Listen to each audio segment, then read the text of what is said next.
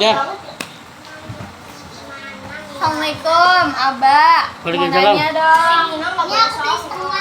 Boleh. Pandangan Abah tentang Gubernur Jawa Barat. Itu Oh. gimana?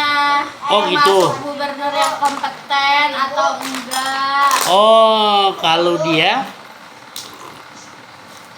setahu Abah yang Abah lihat tuh dari lihat YouTube-nya segala sesuatunya tuh, karena memang dari pelajaran dia ya, dari kehidupannya, dari orang tuanya, pendidikannya, sampai dia berpikir kalau perjalanan tuh hampir sama di apa namanya, cuman berbeda gitu kan. Di zaman dulu Sunan Kalijaga, Raden Said kan begitu. Kalau Raden Said ini dia kan kasarnya di kalangan raja, kalau Didi Mulyadi di kalangan orang ya susah gitu kan, walaupun bapaknya pejuang kan gitu. Ya, tapi dia Raden Said itu melihat tuh karena kehidupannya enak, dia pengen keluar dari apa? Dari keratonnya. Kalau Didi Mulyadi dia belajar dari apa kehidupannya sampai dia sekolah, sampai dia berbaur dengan rakyat gitu kan. Adapun dia masuk TikTok, masuk media-media yang lain tuh, itu kan, itu sebetulnya bukan pencitraan.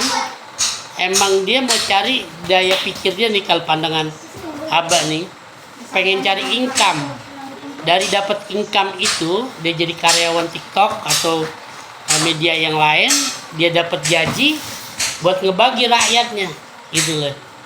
Itu wabil khusus rakyat itu.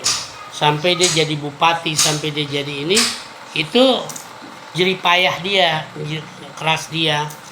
Nah terus dia lari jadi gubernur, ya kan?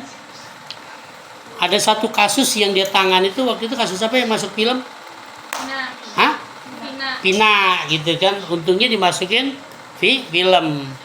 Nah itu dia di Mulyadi, kalau pengakuan di TikToknya ya, dia tuh antara menaruhkan jabatannya, bukan mencari popularitas dia menjadi apa, pengen jadi gubernur, enggak.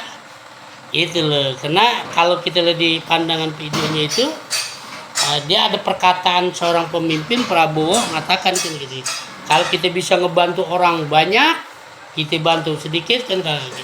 Akhirnya tuh dengan kalam itu dia bantu di kasus Pina, gitu kan. Dia bantu kasus Pina ini bukan sembarangan di dalam kasus ini, karena sampai masuk film ya gitu. Nah bergurul waktu, ya kan. Kita nggak bicara politik, enggak, cuman kita bicaranya ini apa namanya, organisasi ya. Ada organisasi besar, dia dari Golkar dia lari ke Gerindra gitu kan. Nah persaingannya dia berat ini. Ya persaingannya dia berat dengan organisasi-organisasi yang lain seperti apa? PDI Perjuangan, Golkar, segala sesuatunya itu kan. Tapi emang matabennya ini dia semata-mata dipilih sama siapa? Sama rakyat gitu loh. Nah, semata-mata dipilih sama rakyat gitu. Nah terus didukung juga dengan sebuah partai gitu kan. Ya, sampai dia dekat dengan Bapak Prabowo, ya kan. Nah tapi khas itu dia nggak buang sampai detik ini pun, termasuk di mana Gabus ya, kali wilayah bekas itu dia rapin, tadinya agak kusam atau apa, dirapihin gitu. Tapi emang banyak yang nggak seneng lah media ya, karena kebijakan dia ini apa sih, ada yang senang, ada yang kagak. Kalau bahas iya pro dan kontra.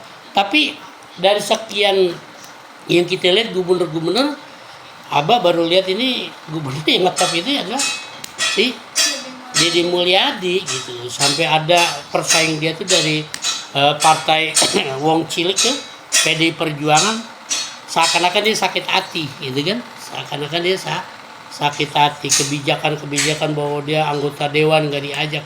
sebetulnya kalau dia sadar, dia paham, ya kan, namanya untuk membangun itu tuh harus ada kebersamaan. Tapi begitulah, namanya orang Indonesia karena pikirannya tuh doktrinan yang katanya dalam sejarahnya katanya 350 tahun dijajah Belanda, padahal sih bukan, emang orang kita begitulah. Nah,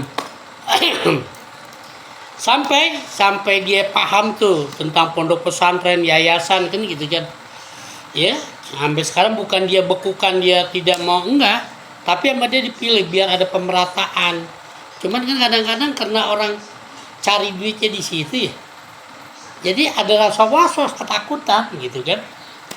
Itu aja gitu. Jadi the best lah, sampai dia pun anak-anak tawuran kan kayaknya sepi nih wilayah-wilayah Jawa Barat ya, sepi, gang motor ya kan, preman atau apapun sepi. Nah ini anak-anak yang ditaruh di barak apa namanya, militer ini sebetulnya kalau Abah pribadi bagus gitu, yang nggak jelek juga, lebih bagus pesantren gitu.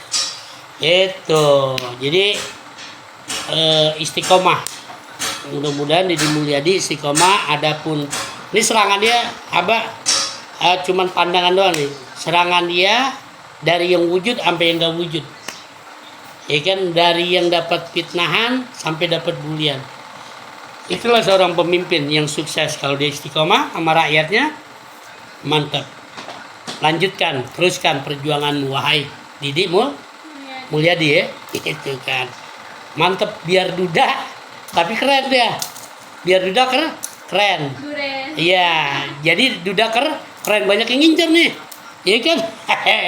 Ya, salam akal sehat dari Bang Roni Putri Betawi, masih darah Pasundan. Oke, mantap, lanjutkan terus, iya kan. Baru sekian bulan sampai 5 tahun, kalau perlu diperpanjang, iya kan. Jadikan Deddy Mulyadi gubernur kalau perlu, biar rapi semuanya. Baru lari ke Jawa Tengah, ke Jawa Timur, sampai tetap, ya kan. Aneh nggak setuju kalau dia jadi RI 1, ya kan. Benahi dulu, awas, sejarah membuktikan. Oke.